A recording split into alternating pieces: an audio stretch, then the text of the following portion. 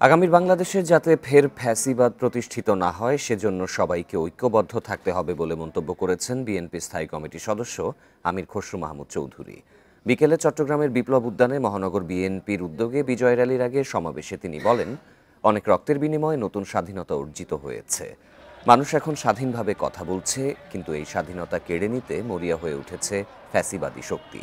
তারা বিভিন্ন মোড়কে ফের রাষ্ট্র ক্ষমতা দখল করতে চায়।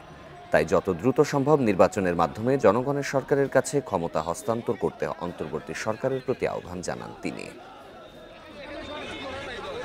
যেই সরকার জনগণের কাছে দায়বদ্ধ থাকবে, জবাবদিহি থাকবে, তার বাইরে যেন কোনো ধরনের গোষ্ঠী ব্যক্তি বাংলাদেশ সরকারকে দখল করতে না পারে।